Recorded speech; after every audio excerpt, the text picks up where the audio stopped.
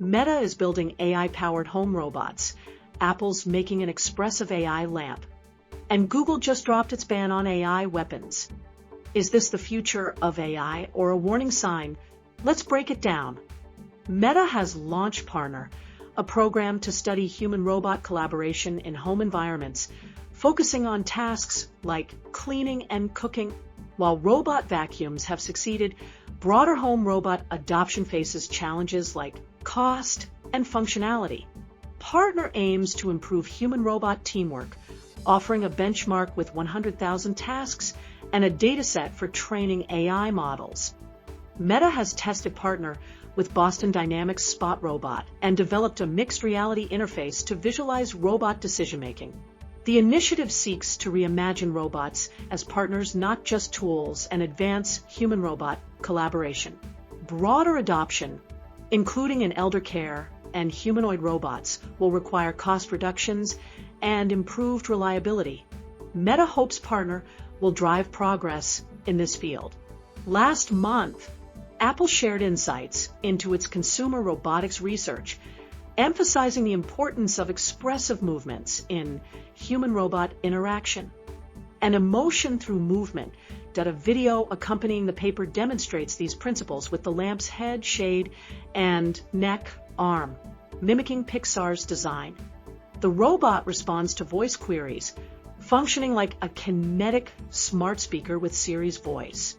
A split-screen example shows one lamp simply answering a weather query, while another swivels to look out a window, illustrating how expressive movements foster human-object connections.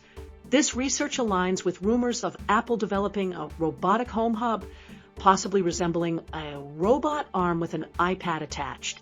While still in the research phase, the project could evolve or be scrapped before launch. Apple's focus on non-anthropomorphic designs suggests a departure from humanoid robots like Amazon's Astro.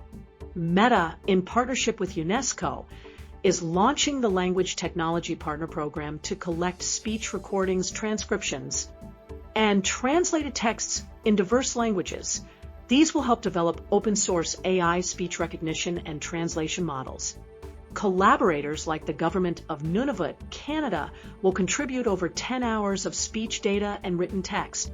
Meta aims to support underserved languages and create AI systems that understand diverse human needs.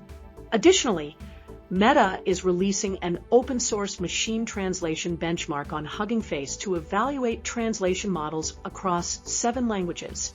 While framed as philanthropic, Meta benefits from improved AI models. The company is expanding language support for its AI assistant, Meta AI, and testing features like automatic translation for Instagram Reels. However, Meta has faced criticism for its handling of non-English content, including COVID misinformation and erroneous moderation of Arabic posts.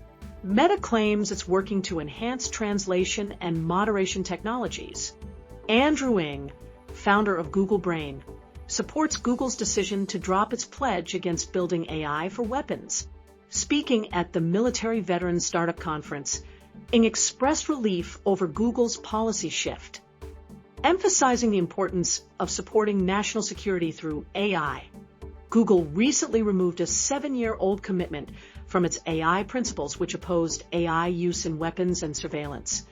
Following a blog post by DeepMind CEO Demis Hassabis advocating for government and corporate collaboration on AI for defense, Ng, who played a key role in Google's AI development, criticized the 2018 Project Maven protests, where Google employees opposed military contracts involving AI for drone strike accuracy.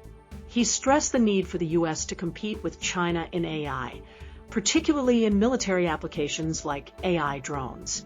Former Google CEO Eric Schmidt has also advocated for AI drone adoption to counter China, potentially through his company, White Stork.